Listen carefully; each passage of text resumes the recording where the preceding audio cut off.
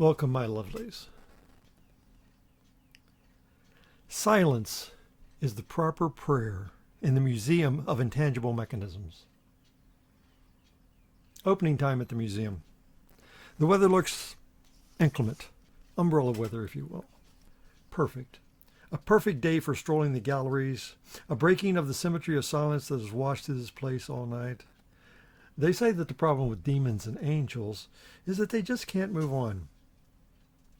I have fallen into this abyss of art, and not unlike Alice, I seem to be falling forever. There is just so much to see and feel here. She knows what she's about. The curator knows that by changing and rearranging the installations, mixing the way the artist is spent, by bringing in new works, so much to see and feel here. In this maze I am tangled, thralled as it were by the beauty that is true art. The curator bids you to enter. To this museum, instinct and all but invisible they come. Multitudes, some carried on phantom coaches, some on foot, walking across the winds of the world, traversing salient salty seas, all coming to this place, this museum of culture. Some stand outside the door, holding their tickets, debating the merits and means, leaving without entering. Others charge in, treading on everything. And then there are the gentle others, lingering a moment, a day, a week. Finally, with timid steps, holding hands for comfort, touching each other for strength and support, they pass through this threshold. Some into the places they want to go, others into places they need. Come one and all, and be sure to visit our shop before you leave. The entrance.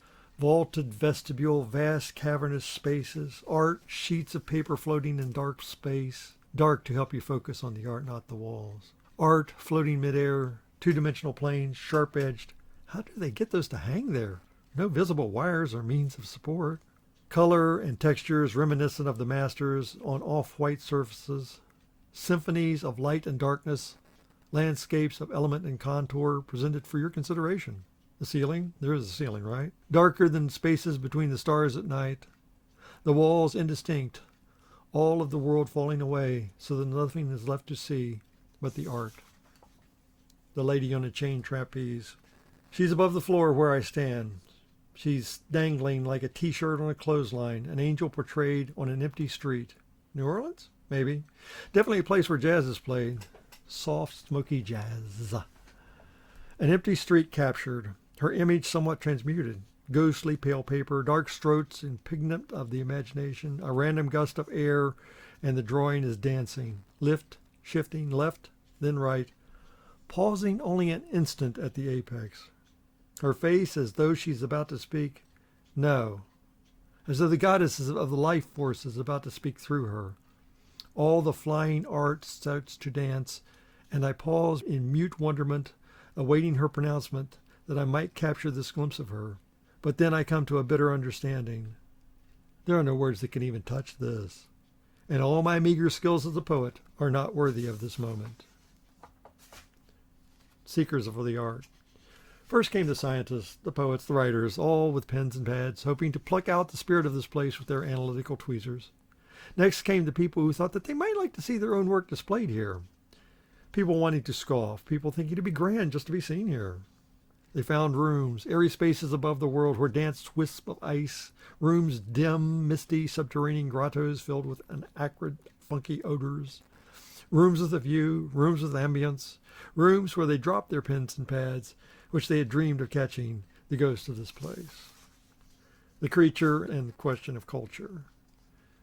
In every part of the universe, there are creatures, monsters of heaven and hell, dragons, angels, demons, some dark, some light, and most in between.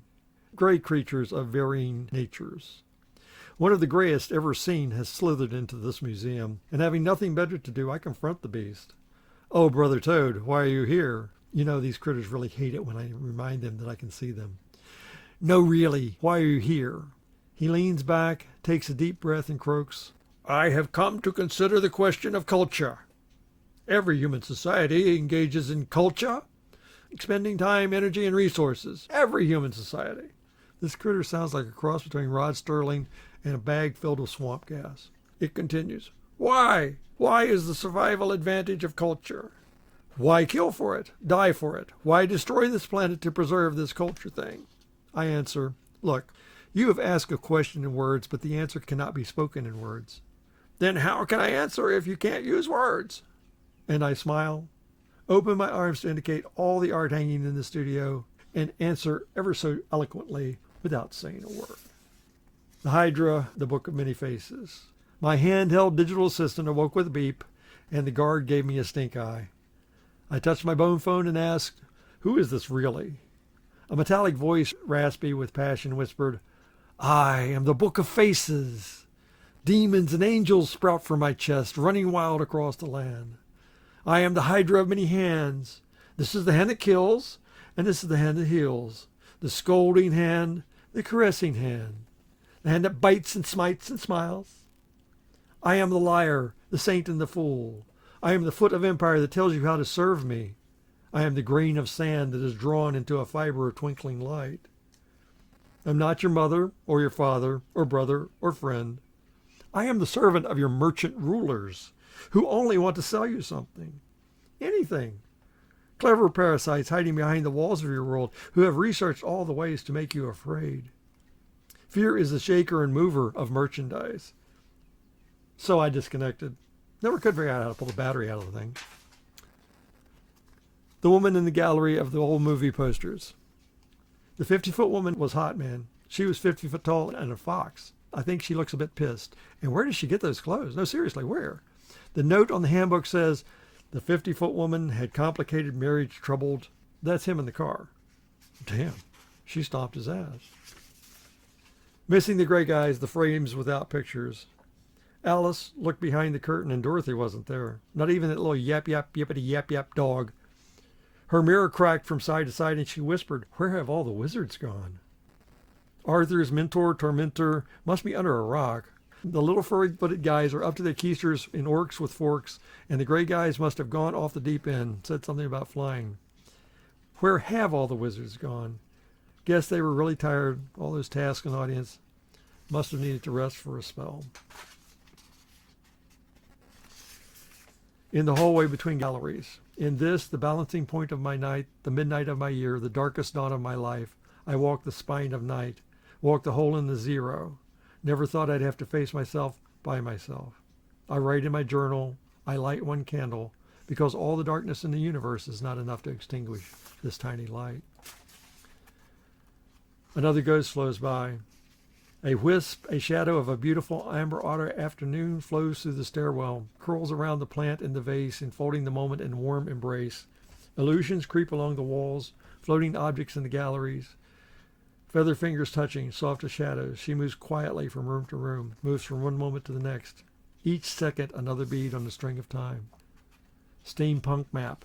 My pain compass is broken, beyond all repair and any use. The map of my sorrows is tattered and rat-eaten, stained beyond any recognition. The crater of my Shiva core meltdown is lined with fused sand the color of obsidian, a lens that bends darkness instead of light. In a harsh new sun, my sails are tattered, but the masts are servable. My tiller is bent, but the rudder still responds. A few leaks, but my pumps are unclogged. My tears evaporate as the decks dry, the wisp of ghost lovers whipped away by the wind. Tonight, there will be stars. She is in the walls. I say to no one in particular, I say to the curator of this place, then let me be your magician, who by sleight of hand distracts you from your forebrain conclusions. See? Nothing up my sleeve. Presto changeo. Still nothing, but a different kind of nothing. The Buddhists, they love that trick. So much ado about, well, nothing. My lady, let me entertain you. See? Nothing in my top hat. Presto changeo. Still nothing, but the kind of nothing that looks like a bunny. You don't like the cute bunny? The philosophers love that trick. Kept Hegel going for months. It's closing time? The end of the day. It's been a good day for strolling the galleries. The good kind of hushed silence today. I like it better than the perfect symmetry of silence that will wash through this hall all night. Maybe tomorrow they'll have a school tour. Not all the kids get it, but every now and then. They say that the problems with demons and angels is they just can't move on. I have fallen into this abyss of art, and she has snared me here. I consider my prayer. Silence is the proper prayer in this Museum of Intangible Mechanisms.